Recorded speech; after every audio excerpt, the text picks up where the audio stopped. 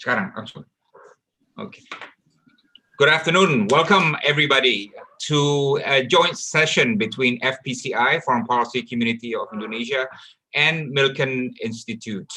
Today we are going to discuss the topic of the future of trade policy, pandemics, populism, and other challenges. I want to welcome everybody who are joining us for this very interesting discussion with a great panel today.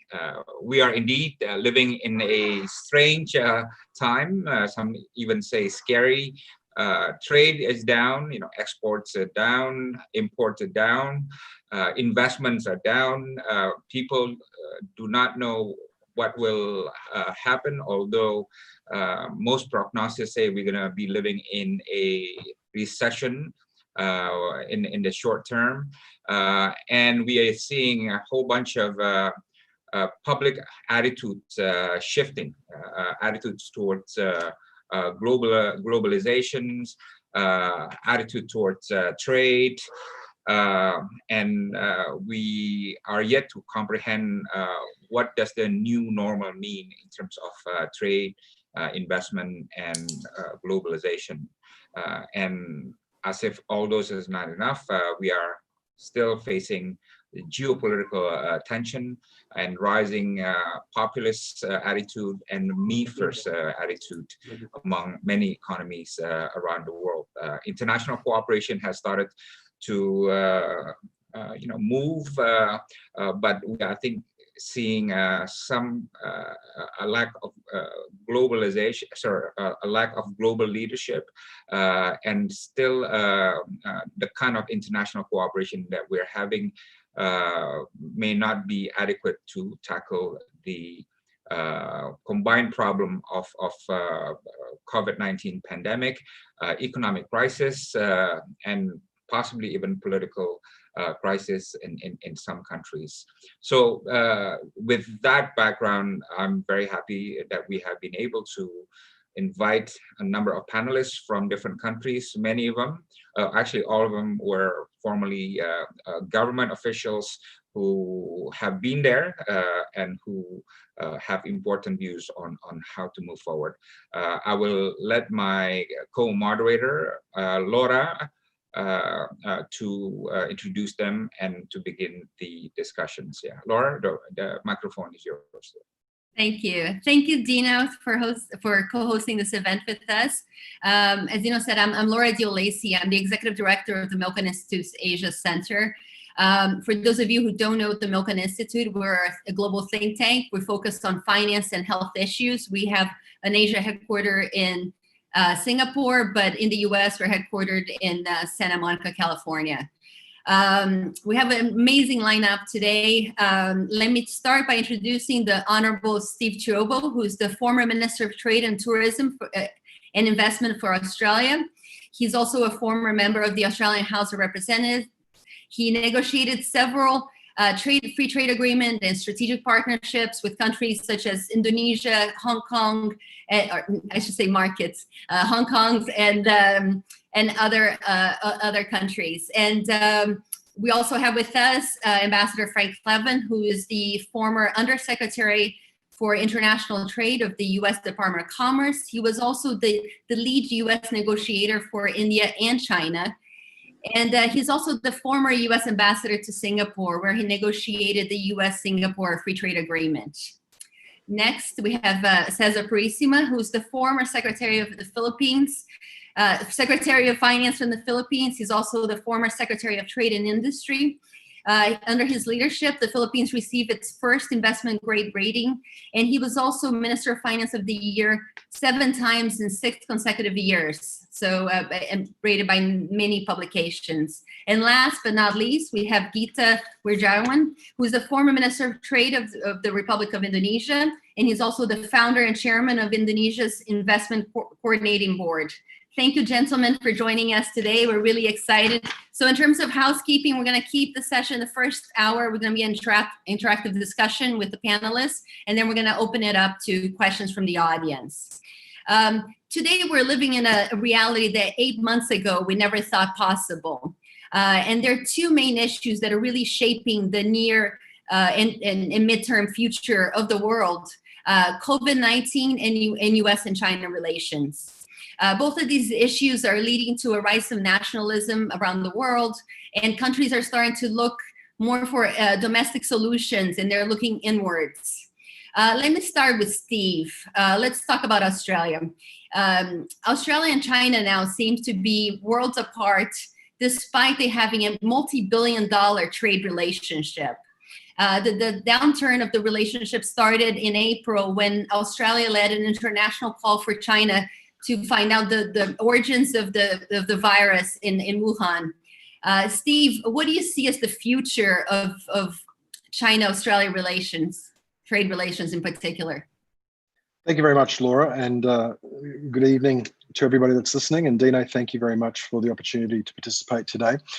Look, this is an extraordinary time. People often use the phrase unprecedented, and it may or may not be unprecedented if you go, depending on how far back in history you want to go. But what is clear is that since the real advent of globalization, since Bretton Woods, since the adoption of what I would call orthodox trade policy, which says that liberalized trade is good for economies and good for growing prosperity, we are seeing for the first time in decades a reversal from what were for high labour force countries, high labour force cost countries like Australia, a reversal of our position where we had been offshoring effectively a lot of our supply chain, and we now see a bias toward onshoring again. Now, it's actually not as pronounced in a country like Australia as it is in other countries, say, for example, the United States. But what we are seeing is that you're getting this friction point between really, it's all actually almost a perfect storm of political momentum towards populism, widespread public concern that says that they want to see critical supply chains onshored, as in domestic sovereignty. And that's on everything from medicines through to personal protective equipment, through to defense, through to critical minerals, a whole array of different things. Now that's coupling with what is a pretty febrile environment at the moment politically. And you see that manifesting in a number of ways. Now, to your question specifically, Laura, about what does that mean for the bilateral relationship between Australia and China, I'd answer it by saying that it's not uniquely about the Australia-China bilateral. I think you see the same friction, the same forces at play with respect to China's relationship with Australia, China's relationship with Canada, with New Zealand, with the US, and with the UK, what are commonly referred to as the Five Eye countries. And those Five Eye countries are all, I think, putting a fair amount of, I guess, solidarity around their approach in dealing with China, especially on issues involving cybersecurity, as well as, I think, growing their voice about saying, well, we are going to make calls that we believe to be in our national interests, irrespective of whether or not they will upset what was previously, of course, a critical trade relationship. And the reason I use that past tense when I say previously is because at the moment, trade is really sailing into a headwind. And so I think taking the decision to challenge some of the long-standing conventions, for lack of a better term, around, for example, matters like the South China Sea, mean that the actual cost that's extracted in terms of trade implications is lower than it has been historically. So I think that that probably means there's going to be more friction in the future, not less. Thank you. So with that, I wanted to pass it on to Frank. Frank, I wanted to hear about U.S.-China. It seems like U.S.-China and the fact that the U.S. is being tougher on China is one of the issues that both Democrats and Republicans agree on. What do you see as the next steps of the trade war between China and the U.S.? Thank you. I just had to unmute myself. Apologies. Thank you, Laura, and thank you for co-hosting this, and thank you, Dino, for pulling this together as well and co-hosting. Grateful to be here today, and I look forward to a good discussion. I think your framing is completely correct, Laura. We're at a moment, an extended moment, I should say, of secular decline in the bilateral relationship. This is I would say it precipitated before Trump. I think some of China's steps and some of Obama's steps contributed to sort of a deterioration, but I think it's become acute. It's become very sharp in the last few years. And it's not primarily trade driven, although trade stands as one of the more public areas of disagreement. But I would say it's primarily geopolitical in nature, that after 40 or 50 years of reasonably positive, reasonably stable relationship, both countries were dissatisfied with the equilibrium, and both sides thought it was worth destabilizing the existing relationship in search of a better one. And China had greater geopolitical aspirations and was just interested in playing a broader role internationally, and very sensitive about its immediate vicinity, its near abroad, and its relations with neighbors and so forth. And the U.S. at the same time is retreating from a global leadership role. Again, that began, I think, under Obama, but became accelerated under Trump. And under both Trump and Obama, trade was viewed as very much a mixed blessing.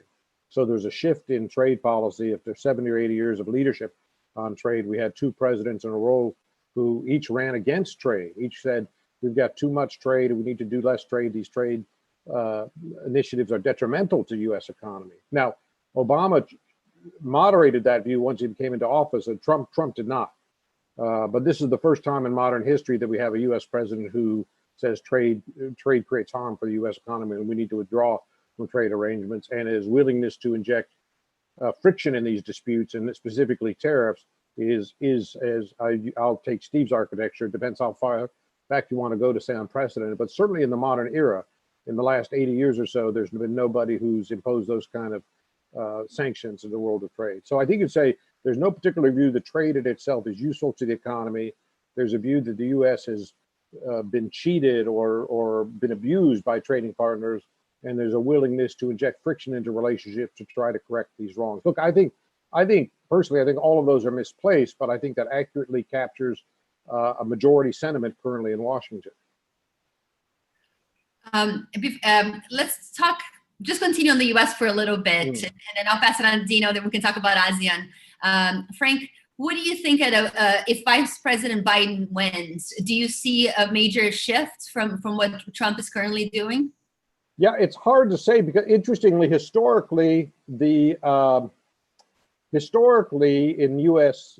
Political sense, the Republican Party had been more economic rationalist, and the Democrats had been less excited about that. But again, we have a role reversal in the last few years, where Trump is the protectionist, or Trump is less excited about economic growth and more in favor of sort of rent seeking and the standard protectionist arguments.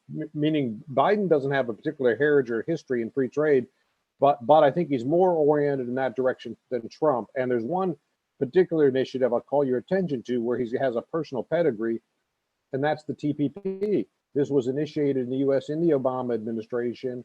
Biden, in some sense, has, if not authorship, he has at least partial ownership of this initiative. So it's viewed as Obama's initiative. Biden's linked to it. And I think Biden has latitude in that sense to take that ahead. So there is at least one initiative I think Biden would promote, TPP. Also, just to build on Steve's remarks, I think there's greater concern about China's role in the region, and there's a little more appetite for trade initiatives as part of overall U.S. footprint or U.S. security architecture. This was always part of U.S. trade policy in the Cold War, that you could work with like-minded countries to move ahead on trade, because it was viewed as an important element of U.S. led international stability, right? But over the last 20 years, that faded considerably. But now you sense it coming back into the picture because of concern about some of what China is doing in the region. Yeah, I think that's perfect. So now we can, Dino, I'll pass it on to you, because now ASEAN's a bigger trading partner to China than the U.S. is. So I think this is a perfect transition. Dino, go ahead. Yes. Well, I want to ask my fellow Southeast Asian colleagues, Gita and then Cesar. For Gita, the question is really, do you see any public and political shifts in attitude towards globalization in Southeast Asia, including in Indonesia, and towards free trade? And I would like Cesar to answer the same question again. Gita, please.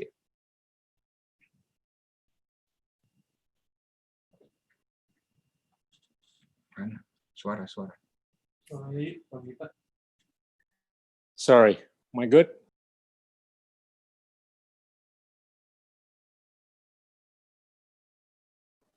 Okay, can you hear me now?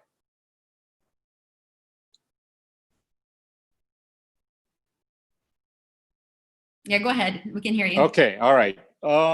I think the process of shifting against globalization in Indonesia has been quite inevitable since some years ago. And this could go back to the time when we were actually being approached for TPP. But I just want to basically point out a couple of facts or empirical evidence. I think it's evident that in Southeast Asian countries that the Gini ratios have been rising in the past few years, and unfortunately, and as we have seen in other developing and even more developed economies, we have seen inequality rising at the rate that the haves have gotten richer and have-nots have gotten less rich. And this has, I think, complicated conversations around the world, and more so than not in countries like Indonesia. And if the question is with respect to whether or not we're going to be able to basically participate in some sort of a frame that's internationalist, I would argue that it's probably going to be more difficult as of today, as compared to maybe 5 to 10 years ago. At the rate that the inequality has risen, the ratio or the Gini ratio in Indonesia has risen to 35. Even the US has risen to 49, and China to 47. And it's not an ideal position for anybody to come to the negotiating table to create some sort of a level playing field. And I think it is likely to become more difficult. And I think to complicate that, in the context of Indonesia, we take a look at the amount of investment that's been coming to Southeast Asian countries. Indonesia is at the bottom of the list on a per capita basis in terms of FDI per capita basis. Singapore is the LeBron James in terms of being able to get $18,000 to $19,000 of investment per capita, as opposed to the Philippines and the Thailands and the Indonesias of the world, each of which is getting around $90 to $92 per capita worth of investment.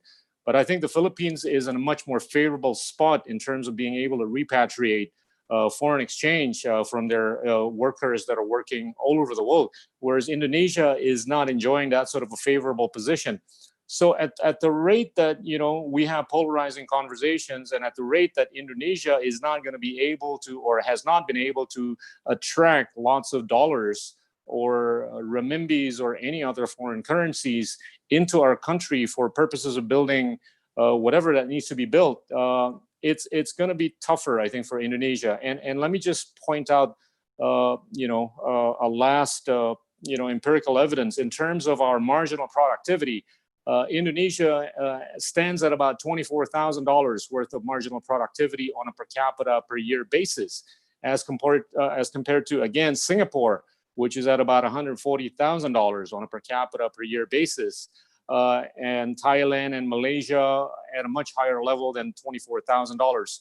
So I think combining all these factors or attributes, I think it's quite difficult to see Indonesia participating in a multilateral kind of framework. However, I do see a bigger opportunity for Indonesia, I think, to enter more into more of a plurilateral, if not bilateral, types of frameworks.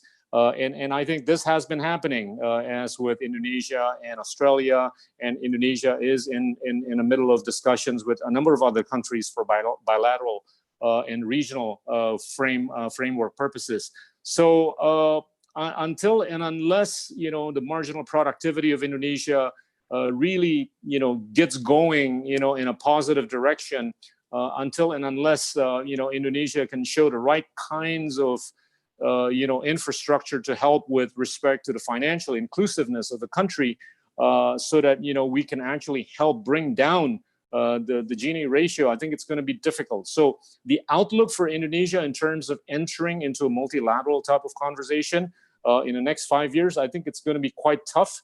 But beyond then, once we start showing traction with respect to increasing marginal productivity, lowering inequality, and also being able to narrate our narrative better so that we can bring in dollars and census for purposes of greater investments into the country, I think the medium future, I think, could be much more multilateral than it is today. Pak Cesar, same question, but also want to add another question to you. Many Southeast Asian countries are also expecting relocation of industries from China to Southeast Asia. I'm wondering, in addition to also answering if there is public and political shifts towards globalization and trade, how is that doing in terms of Southeast Asia becoming a destination for industrial relocation from China? Out of China, and specifically, how is the Philippines doing on that question? Yeah, please, Pak Cesar.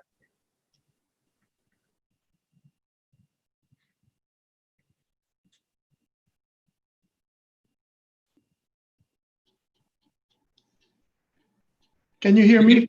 Yes. Yes. Yeah, my apologies. My internet is unstable. That's why our president, in his State of the Nation address the other day, lambasted the telco companies. My apologies. Let me start my comment by going back to the previous comment of Frank on the US, because for me, the relevant question is really the attitude of our markets to globalization rather than ASEAN's attitude to globalization, because as we all know, ASEAN's one of the biggest winners in globalization.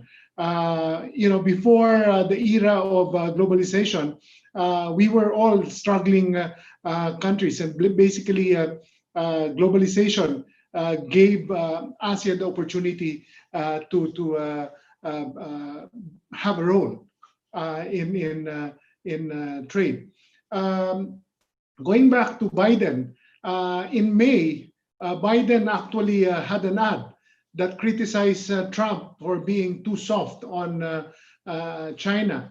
In fact, he also launched the Buy American program, a $400 billion Buy American program, which is very similar to Trump's America First program. And with what's happening in COVID during the COVID crisis, where our major markets are basically suffering, I think it's inevitable that the globalization will become a target, especially of the populist leaders that are all over us right now. No? So the challenge, I think, for ASEAN is to be able to adjust in this new normal trade environment. And as I've been saying, it's time that we really put ASEAN first, ASEAN centrality first, because that is our safety net. We need to be able to trade amongst ourselves.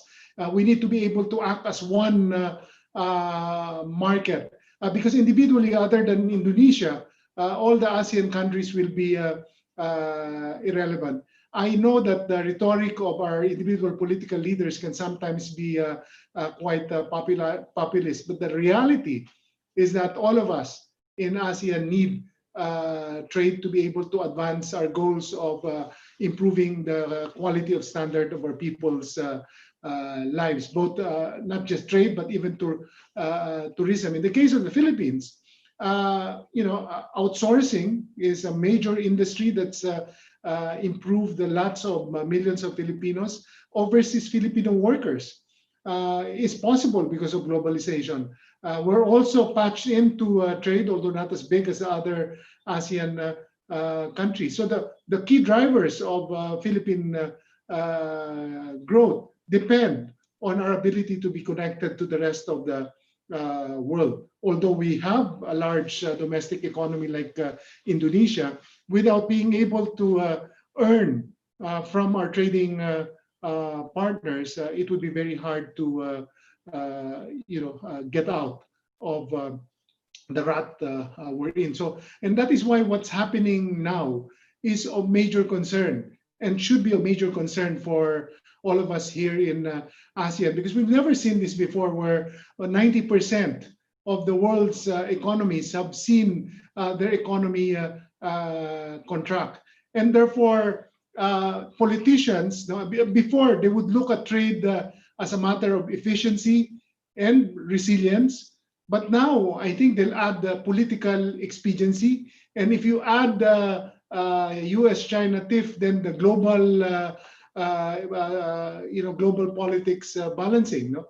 And therefore there will be a tendency to pull back, nearshore, reshore some of the work that used to be passed on to us.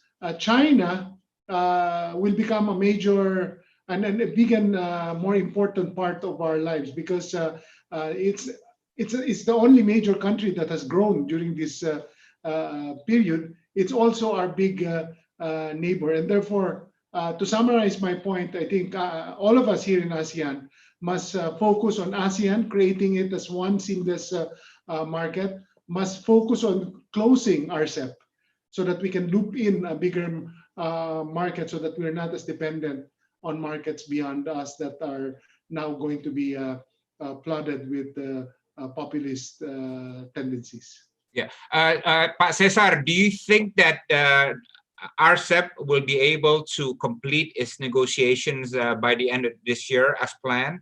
Or do you think that's not a realistic timeline anymore? Well, before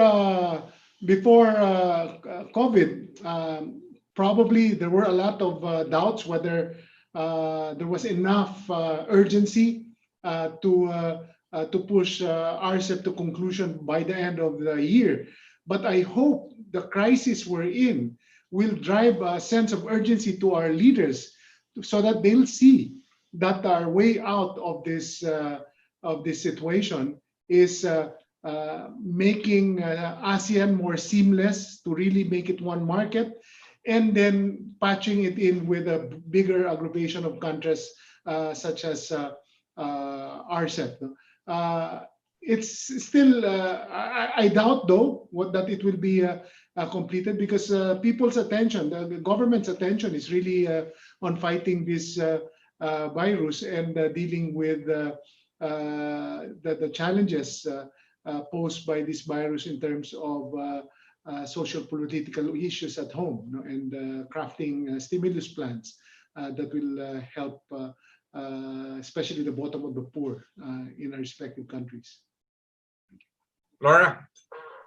Sure. I have another question for Steve Chiobo. Some say that Australia is one of the developed countries most dependent in their economy to China. How do you see the decoupling, or do you see a decoupling with China, or do you see, what are the options for Australia if it tries to move away from Beijing? And yeah, that's the question. Thanks, Laura. So it's an interesting question. Look, China is, of course, Australia's largest trading partner, but China is the largest trading partner for many countries. So it's not unique in terms of the bilateral relationship between Australia and China in that regard. Where perhaps there is a high degree of self-sufficiency, I should say, of dependency by Australia with respect to China is, of course, on our extractive sector, our resources sector. And as everybody knows, Australia is very reliant on strong export income generated from the sale of, in particular, iron ore, but also met coal, thermal coal. All of these are key drivers of the Australian economy. These are issues that have concerned the Australian government, I can say, not just now, but actually for quite a number of years. It's been to look at what we can do with respect to maintaining a diversified consumer or customer base, I should say, what we can do to make sure that we don't put all of our eggs in one basket. And we've seen some of the repercussions of that. This coronavirus crisis has materially impacted on Australia's very successful tourism and education sectors. We have historically seen a very high level of, for example, inbound Chinese students, which have helped to drive both our tourism industry, but also, of course, our education export industry. And they have all been now effectively shut down. And the impact on our export income has been absolutely, significant.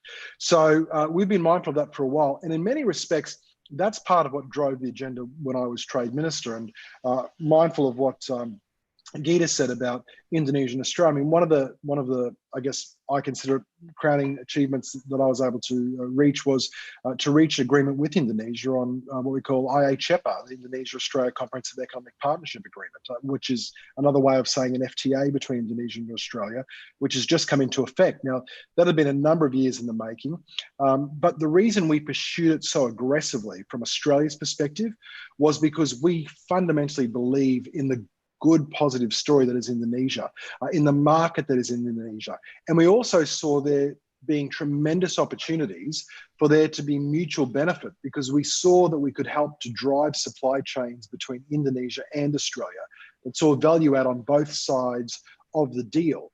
And that really underpinned our approach. And it wasn't just confined to what we did with Indonesia. It's the fact that we also pursued other economies, like, for example, Singapore, Hong Kong. I started the free trade negotiations with the European Union. We were the first off the blocks in terms of a trade negotiation with the UK. And of course, we were able to breathe life back into the TPP once President Trump withdrew the United States, and reformulate that and call it the CPP TPP, I should say the CPTPP, or the TPP-11 is an easier way of saying it, which was about driving, again, diversified market opportunities for Australian exporters and producers in our services to make sure that we could have as broad a based market as possible. It also was the reason why I drove a really strong agenda into Latin America, and I was pursuing an agreement with the Pacific Alliance. So it's not just about what I did. I'm not saying it for that reason.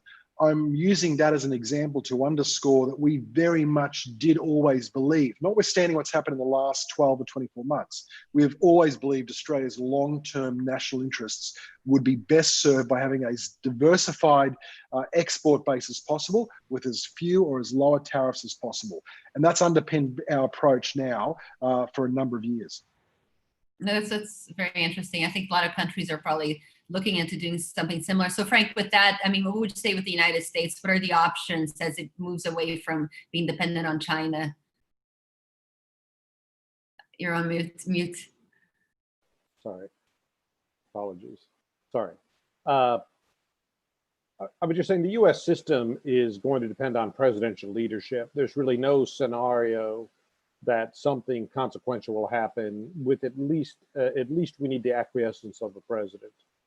Trump has given a green light for free trade discussions with Kenya, which is more consequential symbolically, but it would be nice, I think, to have something in sub-Saharan Africa. So those have started. And there's been back and forth discussions about doing something with the UK, but nothing is formally underway. But that could happen as well. That would also be consequential. But we're at a moment where there's very limited appetite for moving ahead on trade. But to your point, Laura, there's enormous concern about China's role in the US economy.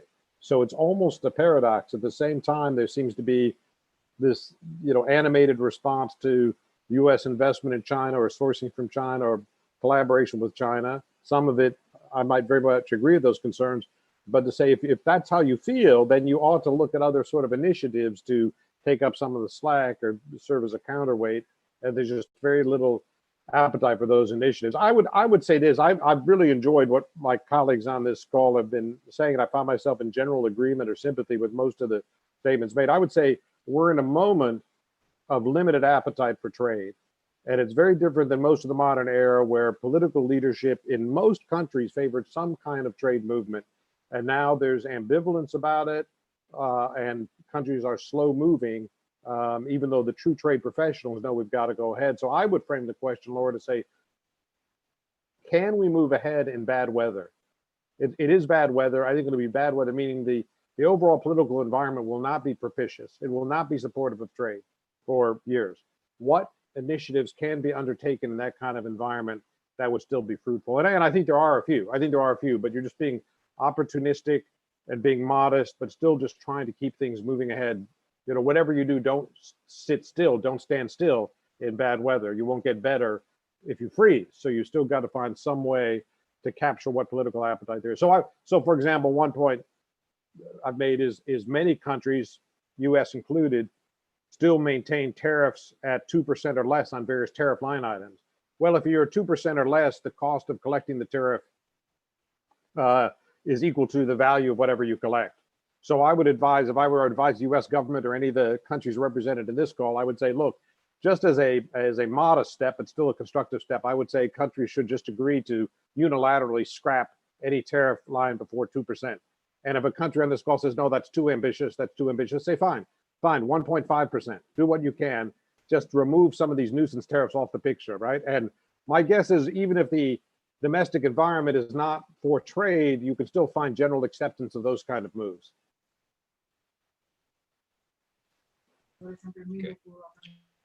Okay. I will ask the next question to Gita Wiriawan. Gita, despite the U.S. trade deal, Southeast Asians are seeing the U.S. and China differently in terms of trade opportunities. The United States pulled out of TPP, Trans-Pacific Partnership, and it's not part of RCEP. And in fact, some of the bilateral trade relationship with some Southeast Asian countries tend to be stagnant, including with Indonesia. When I was ambassador there, trade was about 26 billion, and 10 years later, it is now about 29 billion or so, right? Whereas trade with China has shot up to about over 50 billion, and now the target is $100 billion in the next couple of years, right? And meanwhile, on the China side, China is part of the RCEP. China's growth from Q1 to Q2 shot up from -6% to +3%, which is quite phenomenal. And also, China has a very strong policy towards getting more imports from around the region. I think there's a $10 trillion target for imports announced by China, right? So my question is, are we going to see a continuing trend whereby Southeast Asians will trade more with China relative to their trade with the United States? Is this a trend that will continue in the short and medium term? I think that's a pretty safe presumption, just by way of proximity, but also by way of how China has been able to deliver efficiency and efficacy in terms of producing goods and services. But I think the overall theme by way of COVID-19 is that we're likely to see a future that's characterized or colored by a deceleration of growth, globally speaking. And this is on the back of two things. Number one, the collapse of demand, globally speaking, and also basically the disruptions on the supply chain that are happening in many places around the world, so that not only productivity comes down, but production comes down. So this I think will entail a deceleration of growth. So in the context of a decelerating phenomenon, I think Southeast Asian countries will do two things. If they were to deal and trade with an international member of the community beyond Southeast Asia, it would have to be somebody who can actually deliver the goods and services the cheapest.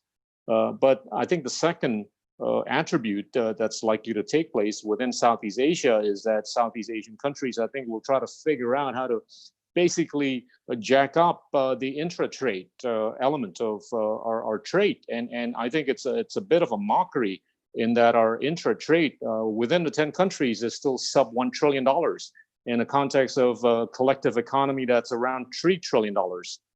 This has been a conversation of, all the cabinet members of Southeast Asian countries for the last 10 to 20 years, but we have not seen the number tick up, as meaningfully as we should. But I do believe that COVID, I think, is going to be a catalyst in terms of getting at least a number of the critical ASEAN economies to try to figure out a way to basically ramp up the intra-trade. And I think that's going to only mean that Southeast Asian trade with China is going to increase or inevitably increase.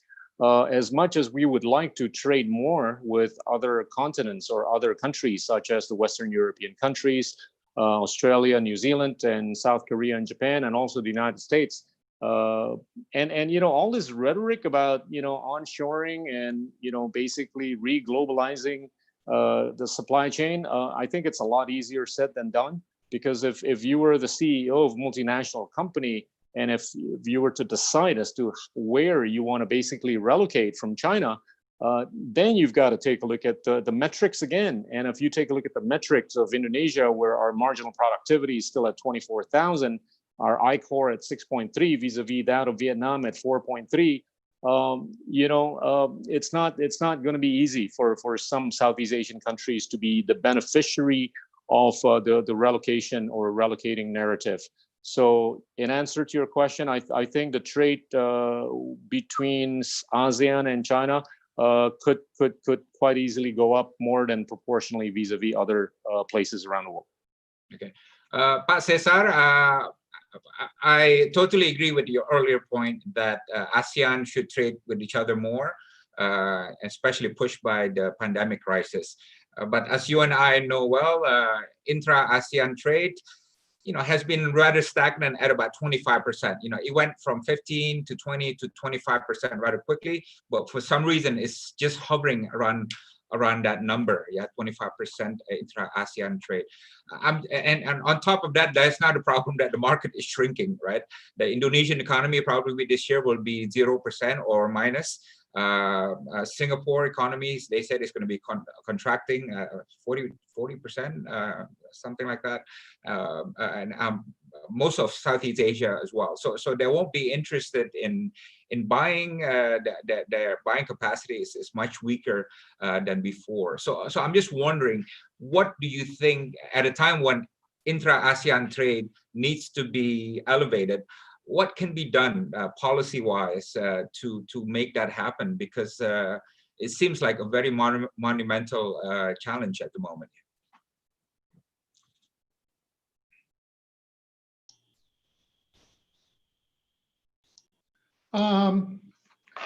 This probably is the silver lining for ASEAN of this crisis, to finally realize that ASEAN is stronger together and as one seamless market. I think we have to open our eyes to the realities that our trading partners in the West are facing. The number of unemployed people in the US and the EU, and that will take years to undo. And therefore, as I said, it will not just be efficiency or resilience of the supply chain to them, it's political expediency as well that will guide a lot of these CEOs to make decisions in terms of where they will locate their supply chain. I think there's general agreement that after the problem that they've had now, supply chains will generally shorten. And therefore, the trend that you must focus on are the things where you have greater control. And that, I think, is regionalization. And for us, that region, our immediate region is ASEAN, and then a wider region of RCEP. Even travel. I think there will be travel bubbles that will be created where, countries that are comfortable with the health standards of each other will allow travel to resume on a more normal basis. And therefore, ASEAN, as an aggregation, must make ourselves into a travel bubble. And I've been saying that we should use technology, give us an ASEAN health card and tracker, so that then we can restart travel again, because tourism is a very important component of ASEAN, of the ASEAN economy. In the case of the Philippines, tourism is about 1/4 of our economy. To ASEAN, I believe it's about 13%. So we must do the following things. Try and remove all the non-tariff barriers. In fact, it's going the opposite direction. Just during this crisis, We've added a lot of phytosanitary measures that make trade more difficult. Take advantage of digitalization so that we can be connected on trade. The ASEAN single window, make that a reality. Harmonize product standards so that we have the same standards, so that we can treat each other as one market. And let's create an ASEAN internet, because when you go to Lazada, you go to all these platforms, basically they lead you to sellers in China and sometimes even the US. No? And I think it's time that we force the issue on our businesses, because that is our only chance. With everyone accumulating debt, trying to stimulate their or just protect their citizens, it will be years and years before they will become again comfortable enough to start looking at the interests of other countries. And therefore, we must take care of ourselves. And our biggest ace in our sleeve is ASEAN.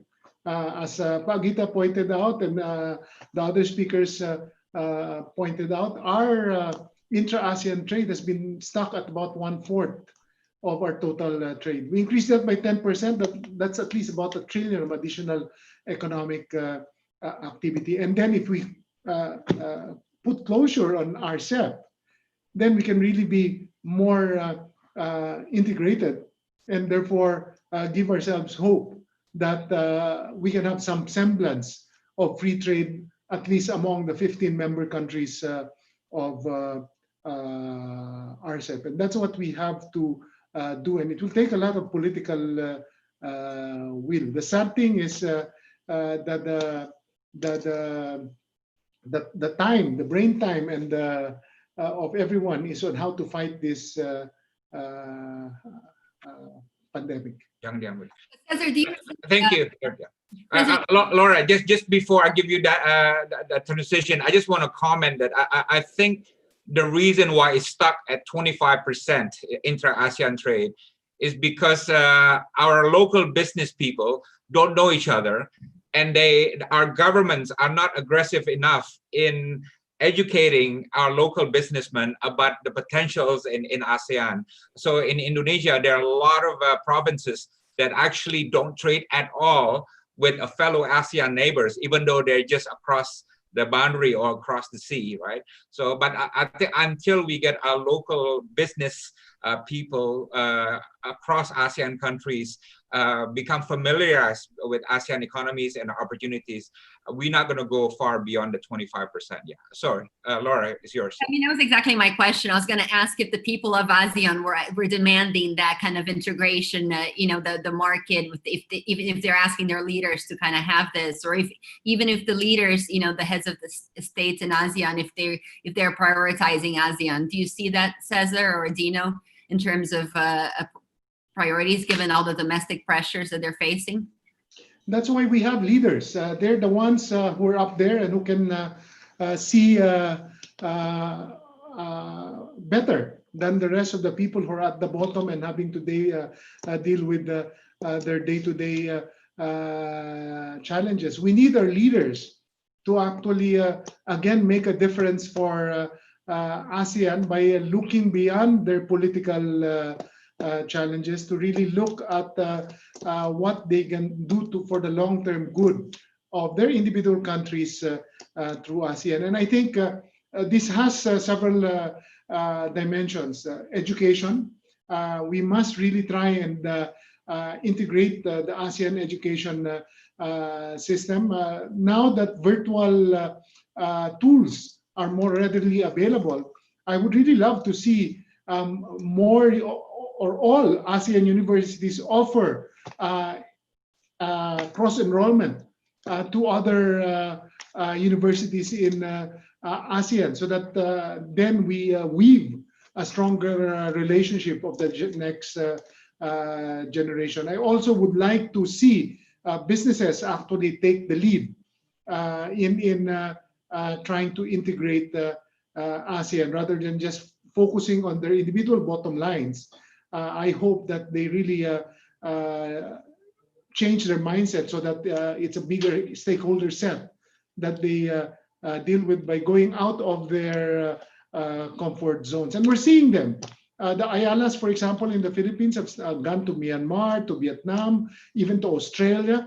I think we're going to start seeing more of these groups cross borders. Bagita and I, we have our own small initiative of trying to be a catalyst of Intra ASEAN investment. But we need to keep talking about this. We need to keep communicating and just drive home the point that as during the campaign of George Bush, they said it's the economy is stupid. I think we should say it's ASEAN stupid. I think the concerning byproduct of a region that has so much commonality is that we tend to copycat each other and completely or significantly forgetting the fact that we need to be complementary to each other. And that's the reason why we don't have a lot of intra-trade. Just to react to Pakita's point. The number one coffee in the Philippines is an Indonesian coffee. No one knew about that Indonesian coffee, but they brought it here, and it suddenly conquered the market. And I'm sure Vietnamese coffee, if it comes here, would probably give the Indonesians a run for their money, just like Jollibee is giving KFC a run for its money in Vietnam. So I think we have to continue chipping at this opportunity, or else the reality of the situation is all of our key markets are struggling. So we have to change our trade pyramid. If at the base before was the EU and the US as our ultimate markets, we have to make it as RCEP, ASEAN, China, and US and EU will be the gravy. That's a good message to our 700 listeners. It's ASEAN stupid. That's the message. So I think that's really a good point. So thank you, Cesar. I wanted to now pass it to Frank. I wanted to talk about Belt and Road. I wanted to get your opinion on what do you think how China's strategy will change with Belt and Road given COVID-19 and its relationship with the United States. Sure. Although you can't stop me, Laura, from injecting into the previous comment. And it's not for me as non-ASEAN citizen to offer any thoughts to citizens of ASEAN, but I'd make a universal point on trade, investment, and business activity. It tends to go where there's a return. So I would say the least effective mechanism of attracting business activity, encouraging business activity, is exhortation. You're simply saying we need to do this. That is the least effective. And if that's all you've got is exhortation, we ought to do it. I'd say, well, now I know why you're not successful, because you don't have a plan, you don't have a policy, you're not making changes, you're not inviting business. So if there's some kind of desire to say our future is ASEAN and we have to be more inward looking and our neighbors are going to be our best, if that's the truth, we take that as their premise, then what policy changes will you make to validate this point? What will you say to the business communities and other nations that now you must come to my country because now it is a better business operating environment, better returns, better rule of law, better financing, better distribution. Now it makes commercial sense for you to undertake your business activity. So there must be substance beyond this. And if it's exhortation, I would say, we're in a world of countries, trade ministries that all exhort and, come to Belgium, we're the heart of Europe and all this sort of nonsense. And it just doesn't mean anything, if you ask me. And indeed, it's an admission of Belgium that you've got no ideas at all. You've got nothing going on at all. All you can do is run a 60-second spot saying, please come to Belgium, we're a wonderful country. All right, I'm sure you are a wonderful country, but give me a practical reason. Now on to BRI. Look, I thought, we have to start before coronavirus, because I think initially pre-coronavirus, from China's point of view, this made a lot of sense, right? They're looking for ways to spread their wings, to get better international connectivity. There's no doubt in my mind there's a political dimension to this as well as an economic dimension. There's also, they're playing to their strengths, and there are two attributes to drive BRI is that China has a lot of liquidity. They have a big checkbook and they can write checks. And secondly, they have logistic needs and logistic capability so they can put their own people to work. So some of this is subsidized financing for logistics activity. Some of this is simply a make work activity for Chinese construction firms and so forth. Some of this isn't necessarily even needed by the recipient countries, which is always sort of the donor trap, that you overbuild or overspend or lock in debt, and it doesn't end up necessarily being economically helpful. But I'd say in principle, it made sense from Beijing's point of view to put this initiative forward. And I think it met with a fair amount of success pre-coronavirus. Now, post-coronavirus, we've said actually trade patterns, as others have noted, have really diminished. And appetite for debt has really diminished, and all economic activity has diminished. So I would say this entire initiative is on hold. I would say it's probably oversold or overbought, and people are trying to look at ways to unwind certain initiatives. I think you have to put it on maybe more of a long-term footing.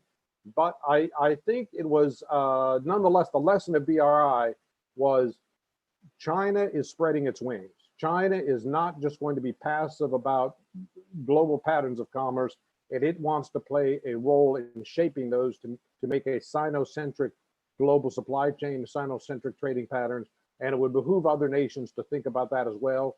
And I would say, just as a matter of principle, nations ought to be open to as many initiatives in trade as they can absorb, and be careful about over-concentration or focus on one particular market.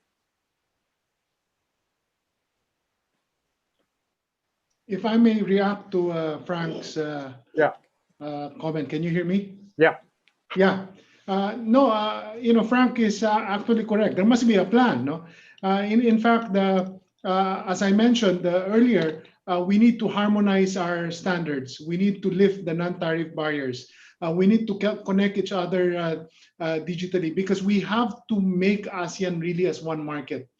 And the good thing about this happening is we're going to be a more attractive market if we can really present ourselves as one market. So it's not just going to have to be a talk, but there's a lot of action that we need that requires political capital from each of the countries. And that is why we've struggled attracting investments into ASEAN, because the market is not as big as we present it in reality, because of all these distortions of trade, the different standards, etc., etc. And that is the challenge for us in ASEAN if we really want to reap the dividend of that opportunity. Okay, we're going to open it up to questions from the audience in a few minutes. So questions are starting to trickle in. So, but I would like to end this segment with a more positive spin. So I wanted each panelist to give like silver linings. What are the silver linings of our current situation? Potential positive things that are going to come out of the post-COVID-19 world. Steve, do you want to start? Sure. So I think there'll be a couple of things that flow from this in terms of the positives. The first will be that it's going to force a number of countries to have a good hard look at what they can do in terms of domestic sovereignty. And that domestic sovereignty will help to drive a wave of innovation and a wave of investment by governments, not only in Australia, but indeed across the region, across the world. So I think you could expect to see that there will be some new approaches. The other thing that's happening is that you're seeing consumers, and this is the parallel. At the same time people are talking about domestic sovereignty and domestic supply chains, you're seeing consumers shift en masse towards a much more digital world, a much more digital retail space. And of course, the paradox of all of that is that although the rhetoric is we want to see more support locally, they're shopping in digital shop fronts, which actually could be anywhere and could be sourcing product from anywhere. And so you're actually getting an acceleration towards a much more digital world. And that digital world, by definition, has tended to operate on the basis of invisible supply chains, where from a consumer perspective, they log onto a website, they don't see what's happening behind the scenes, but meanwhile, you've got products sourced from all over the world. The challenge will be what we do with respect to the free movement of people.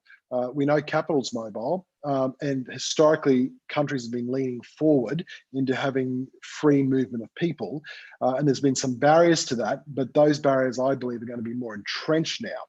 So that's going to require more creativity around the way in which we're able to harness human capital and the way in which we're able to utilize that human capital, both in terms of innovation, but also just in terms of the actual raw human capital in a way that's going to ultimately be prosperous for a company and indeed more broadly for the nation.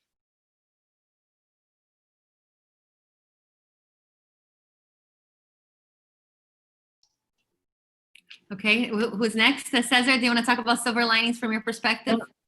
I think I agree with Steve that the digital economy is going to be a major silver lining here. Basically, the crisis has pressed the fast forward button on fintech, health tech, e-commerce in the Philippines. Our banks before thought that it was about 5 years away. They had to scramble after the lockdown so that they'll be able to keep and serve their customers. And I hope our government will also take advantage of this wake-up call to really be able to serve our people better. The other silver lining is, and hopefully we talk more about it, is that the climate change is probably part of the reason why we've had this pandemic. And I hope we become aware of the kind of damage climate change will do to us, to the economy. Because if we don't, this type of pandemic will become more often than we want. And therefore, we really should learn the very expensive lesson that this crisis has taught us to make the leap to the fourth industrial revolution and use the shift to the greener economy as the drivers for growth, for getting out of this economic rut we're in. And I hope, and the final one would be ASEAN, for us to realize that our future really lies on a more central ASEAN. Paquita? I just want to add on to what Steve and Cesar were alluding to. As much as we've shifted from being a much more communal type of, behaving community to a much less communal, as a result of which, we've required a much bigger role of technology in the digital space. And I think we cannot, underestimate the speed at which technology is going to continue to collapse costs. And I think this is the silver lining in that, I think we're going to see a higher rate of how technology is going to be able to collapse costs. And this particularly resonates with emerging economies like, some in Southeast Asia. And I want to just put this in a more specific context of financial inclusion. There are still some countries in Southeast Asia that do not have any more than 50% worth of financial inclusion.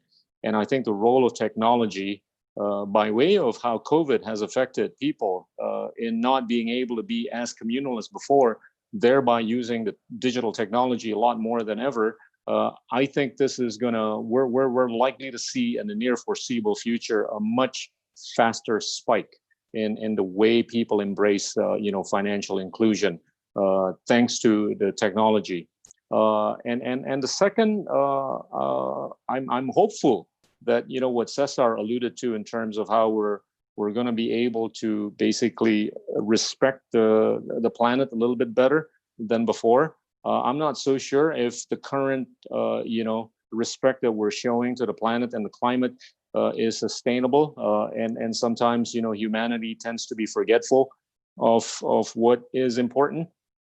But I'm echoing what Cesar was saying.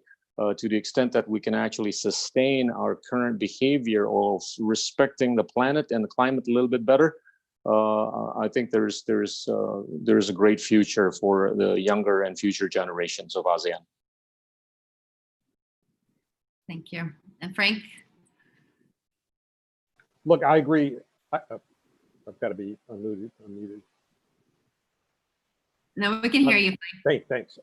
Look, I agree with my colleagues have said about tech, and I think in the next few years we're going to see e-health and e-education and e-finance proliferate, and we'll find services and quality of life extended to very remote and previously impoverished areas. So there's a real opportunity, I think, for the less connected part of our societies to really benefit from.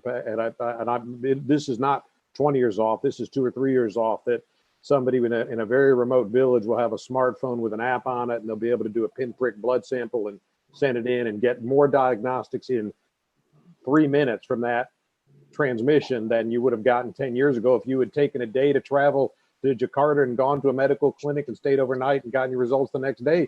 They still would have only had 8 or 10 tests for you, and now they can run many more, and they've got big data, so they can say, we know what your health is, but we can tell if there's a trend in this village, if there's a vitamin deficiency or something else going on, that otherwise we didn't have big data. So we might have seen some odd anomaly in your data, but we couldn't have pulled the pieces together. So there's enormous good news, I think, ahead of us. And let me then make a related point beyond tech to say there's something we can do specifically in trade. People have talked about the environment and about medical care.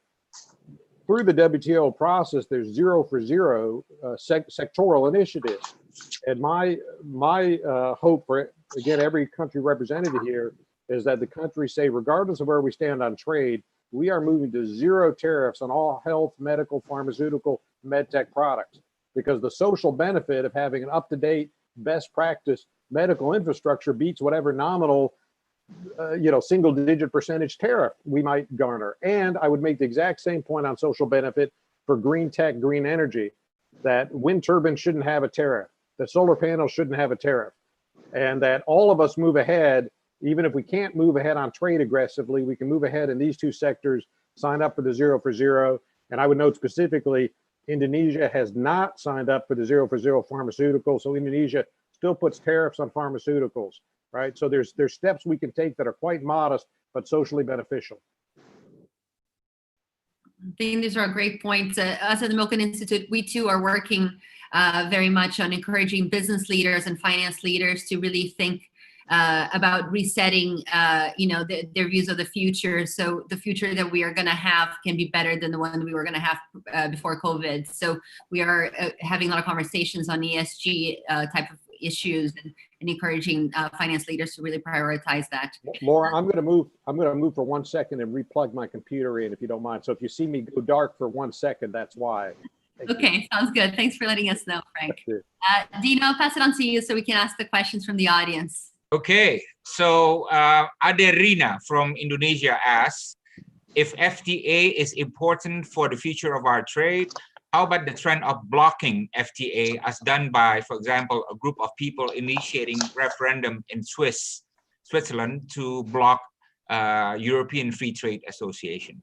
So anyone want to answer that?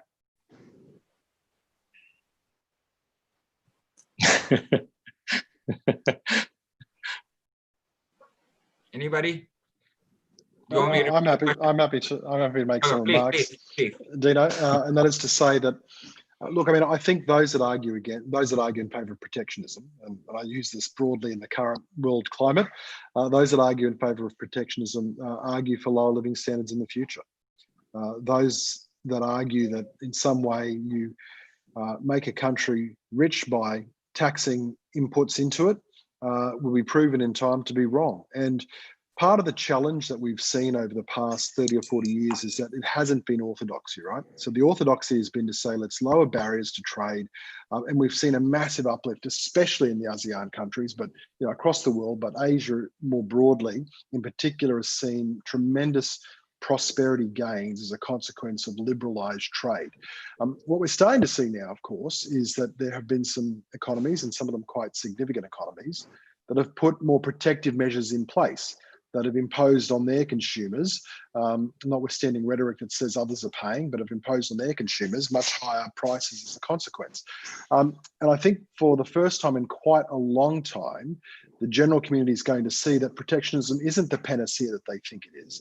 They're going to see that protectionism actually declines living standards and doesn't improve them, and that they're going to see that there are a whole range of consequences to that. But like anything, there's a fairly significant time lag involved. So when you see pushback against free trade agreements, you hope that it doesn't take root. You hope that it doesn't cut through with political leadership, but to the extent that it does, I think you just have to hold the faith and know that liberalized trade is good for economies and good for prosperity, and that when you put in place protectionism, the long run is that it means lower living standards and lower mortality rates, all those sorts of things as a consequence. Thank you, Steve. And I totally agree with you that protectionism is bad. And I think many politicians, many of our leaders know that, but they just don't want to say it, right? Unfortunately. Now we go to the second question, which is from Dicky. Question is, I would like to ask regarding one of the biggest regional trade partnerships, which is RCEP, which India won't be joining. How much will this be disadvantage to the RCEP itself, the fact that India is not part of it? Anybody? Yeah, well, I can take it. I mean, I can give you some color on why maybe countries like Indonesia in the past chose to embrace RCEP a little more quickly than TPP at that time. The concept of TPP was introduced to us in 2011, and you and I were there, Dino. We're all globalists on this forum here. We're all internationalists, but I think the struggle we had with TPP at that time was, when we were talking about embracing intellectual property, government procurement, human rights, and all that good stuff. These are all 22nd century conversation pieces, right? And we were tasked to basically sell all these noble ideas to the people of Indonesia in 2011 and 2012 thereon. But the sentence that we wanted to be infused in the framework would have been, one that would stipulate, there was a real effort to basically, pour some money, as an investment into countries like Indonesia for the building of maybe a Chrysler factory in West Java, even though, it would employ maybe 30 people as opposed to 300,000 people or 5,000 people. But that was politically a necessity for us to basically be able to socialize this to the people. So as a result of the inability to put that sort of a sentence, which resonated politically a little bit better to the people of Indonesia, we were not brave enough to push ahead. And we kind of smelt that it was a lot more difficult to socialize anything that would have belonged to the 22nd century as opposed to an RCEP framework. Which was, I think, much more 19th, if not 18th century frame. And from a political, social, cultural, and geopolitical standpoint, I think it's easier to roll forward as opposed to rolling backward from a 22nd century conversation. So that's sort of like the thinking behind why we decided to join up with RCEP a little more readily than with TPP. Now, as far as India is concerned, yes, it's unfortunate, but India being India, they can be difficult sometimes in bilateral conversations, if not multilateral, conversations. We had a good taste of that in WTO meeting in December of 2013. But we managed to resolve it. I don't see India as a permanent, basically bystander with respect to RCEP. I think this is largely episodic, but I don't see the need for basically all of us to shy away from basically finalizing the RCEP framework without India. I do believe that, yes, Indonesia could argue that the exposure with India from a trade standpoint is not as significant as maybe some other countries in Southeast Asia with respect to India. But I do believe that, the fact that India is not in the picture, it shouldn't be any reason for us not to push ahead with this. And I don't think it will have a material bearing on whether or not, number one, we're going to be able to move forward in trading with the rest of the world, and number two, whether or not we're going to be able to invite back India into the conversation at a later stage.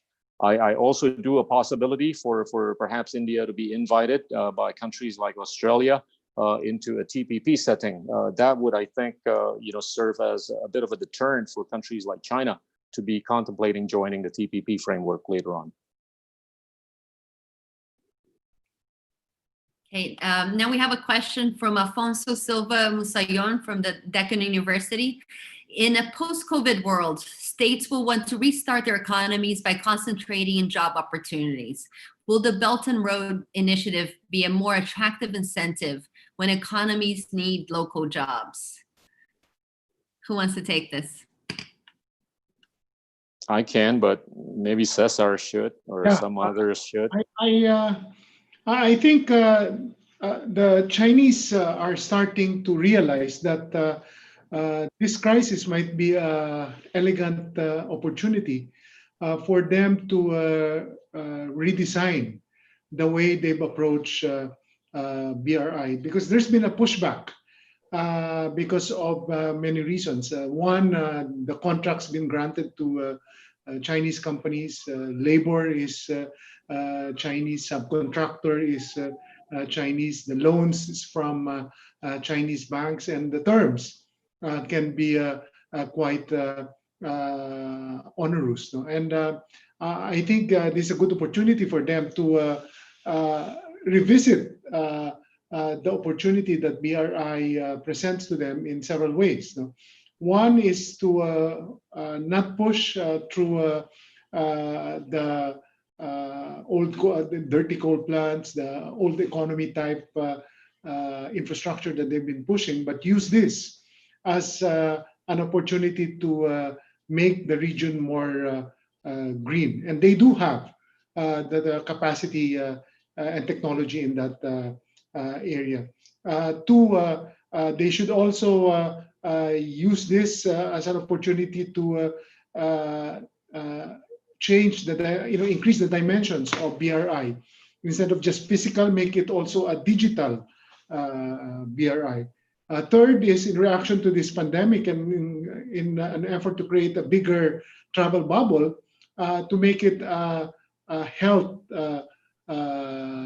BRI. So the way I see this is they can, this is an opportunity for them to be able to reshape it so that it becomes a more acceptable initiative and a more beneficial initiative for our region. So you're saying shifting into a win-win strategy, right? Yes, definitely. Even the terms for the banks, no, they already have the AIIB, no, and I think since the inception of AIIB, they're starting to improve and internationalize the way they package these loans for their partners. Okay, so we have another question from Zain from the Indonesian Ministry of Finance. Pre-pandemic, trade remedy measures are often used to compensate trade. Will this practice continue post-pandemic? Well, I think it depends on the size of the fiscal space, right? And the COVID-19 has put a lot of pressure on the fiscal space of just about every government, every economy around the world. And to give an illustration on Indonesia, Indonesia is only allocating about 3 to 4% of its GDP for the recovery process, because of COVID, as opposed to other countries in Southeast Asia. Singapore and Malaysia are allocating around 19 to 20% of their respective GDPs for recovery purposes. Thailand, Vietnam, and the Philippines are ranging between 5 to 12%. So I think it depends on that, number one, and number two, where the tax ratios of each of the countries in Southeast Asia. Indonesia, unfortunately or fortunately, stands at about 11% of tax ratio. So that doesn't, give a lot of room for us to, be considering any kinds of remedies for trade purposes or other purposes until and unless, we can actually see a more sustained recovery, and until and unless we can see some traction on being able to ramp up our tax ratio from 11% to hopefully 15 to 20% in the next few years. We're still far away from where the OECD countries are in terms of tax ratios at about 30%. So I'm not saying it's impossible for the Indonesian government to be providing, the same kinds of remedies like before. but I think it's going to be less easy on a post-COVID basis.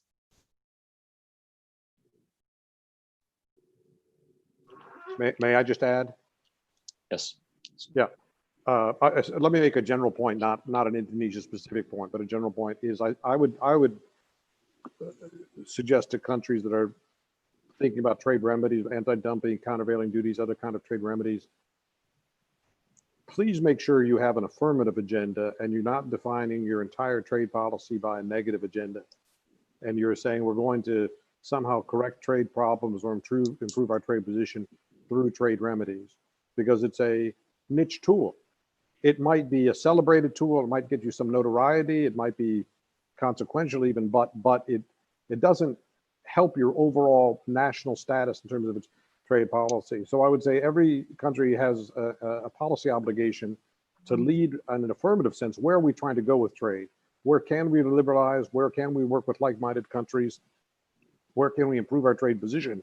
And then we have a braking mechanism, if you will, in trade remedies. If someone's behavior is exploitative or illegal, or they're trying to circumvent the rules, fine, we have a mechanism to push back against that. But trade remedies are no more a trade policy than speeding tickets are a transportation policy. So don't be seduced by the remedy response that you can ignore a broader affirmative goal here. I agree. Can I also add some comments as well here, which is something we haven't addressed so far in this discussion, which is what is the future of the WTO? What would potentially a Biden presidency mean for the WTO? What would the continuation of a Trump presidency mean? Right now, we know that votes are underway for the new head of the WTO to replace Roberto Azevedo. So trade remedies, I think, I know the question was asked in the context of the way in which it's dealt with bilaterally or even plurilaterally, but when you look at it in the context of the WTO and the appeals process and what happens, these are going to be very fundamental. And in many respects, I think it's probably fair to say the canary in the coal mine with respect to multilateral institutions and the way in which the world deals with these friction points and these conflict points, because now the US is withdrawn from the WHO. We see immense pressure on the WTO. What's the next multilateral institution that's going to succumb to potential pressure, whether it's from the United States or indeed from another economy? These are really important questions to ponder and to try to reach some direction on. And I don't think we have clarity on that right at this point in time. Not to mention that there's only one judge at the moment. There's a requirement to have at least 3 judges to hear a case at the WTO. Yeah, okay, good. We got 2 questions left and 10 minutes. I want to be one of those questions. So I'm gonna cheat the procedure. I hope you don't mind, Laura. But I think it will be interesting to find out any of your views on this. Look, now we have 2 things going on. We have a geopolitical rivalries, and we know among whom, and you have the economic frictions, right? And we know among whom, Which one do you think will need to be settled first for the other to also get fixed? Does the geopolitical rivalry next need to be settled first before the economic frictions can find more resolutions, or is the other way around, or these 2 are independent? Yeah, I would love to get any of your comments on this. Good question. I'll allow it. I'll take a stab, Dino. Yeah, go ahead. I would say the singular benefit of economic and trade issues is they're not zero sum. You can fashion win-win solutions, and the singular problem with the geopolitical issues is they frequently are zero sum. They're win-lose frequently, not always, not obligatorily. But the point is, then, if that's your premise, then the trade issues lend themselves to resolution more readily than geopolitical issues. So I could see over the next 10 years, China move to a tariff regime which is closer to world norms, but I don't see a grand compromise or grand resolution of sovereign rights in the South China Sea in the next 10 years. So I would say the geopolitical question of the 21st century is, how does China define its role in the world, and to what extent do other countries have a say in that or have interests that might be impinged by how China defines its role. And that is a conversation that will go on for decades, hopefully only a conversation, maybe incidental friction. But the trade issues, I think, are all in the solvable range. I mean, every country's got their own political system, their own appetite, their own willingness. Every country domestically has this competition between economic rationalism and economic nationalism that Gita commented on very eloquently. So how we get there is sort of an open question, but we're all moving down this path toward, I think, resolution or improvement in trade issues. So you can tell I'm much more bullish on improving or resolving outstanding trade issues than the broader geopolitical issues. I see anyone. Okay, good. The last question is from Aryama from Jakarta. The question is, digital method will be more advantageous these days. How can we make sure that each country is ready to use it, ready to use digital methods? Anyone?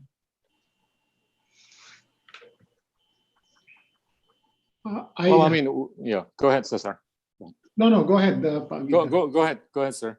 Go ahead. No, I think each country will have to make sure that they not only train or focus their education system to be able to be relevant in the more digital world, but they must also invest in retraining those that are already in the workforce, because that is the only way you can have a more inclusive society. Because if you don't, then this digitalization will become a problem more than a friend for countries like, say, the Philippines. I mentioned earlier that the outsourcing industry has been a big blessing for the country, but with the improvement in artificial intelligence and voice chatbots, our call centers can actually be can disappear in the next few years, and therefore it is incumbent upon governments to really keep moving up the value chain. In fact, that is the other challenge that we're facing. Countries like those in ASEAN that are used to exporting, because with the improvement in technology, the countries that have been used to competing based on labor cost will now have to change their positioning to not just compete on labor cost, but really improve productivity and improve, go up the value proposition in terms of each country's positioning. So I believe that governments will have to take the lead. This is a major opportunity for the private sector as well. May I add, Pak Dino and Laura? Yes. Okay. Look, I think what is missing is that, there's about 132 million people in the workforce in Indonesia, right? As much as we've been saying about how digitization is the way to go forward. And, unfortunately, a good chunk of those 132 million people are not able to embrace the digital space in order to make the necessary adjustment by way of COVID-19. Anybody that has the ability to embrace the digital space more cleverly than others is likely to be able to survive better than others. So I'm seeing the potential of a dislocation with respect to a good chunk, if not a small chunk, of this 132 million people. This is, I think, the reality that we're going to have to face. And the second, with regards to digitization, is that if we take a look at the posturing of our educational, budget, as much as we all love social sciences, I think there needs to be a plan from a policy making standpoint to basically set a minimum threshold in terms of how much we've got to be spending and how many people have got to be able to attend programs with relationships to STEM or any empirical science. I think this is important to basically prevent, whatever, we're seeing right now in terms of how some people, if not many people, are not able to make the adjustment with technology or technological advancements, to the extent that we can actually set aside and set a minimum in terms of how much is going to be allocated for STEM and how many people have got to attend empirical science as opposed to social sciences. I think that will help countries like Indonesia, if not other developing economies, to basically survive, be it the second outbreak or be it any other kind of episodic stress that we're facing right now.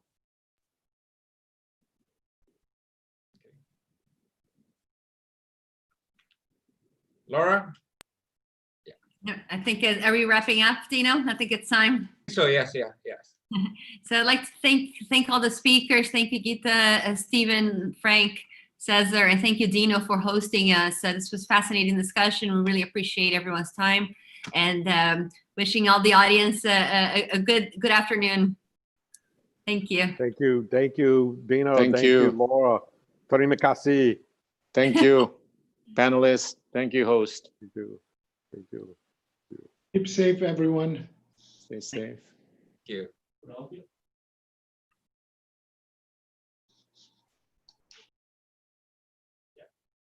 Yeah. Okay.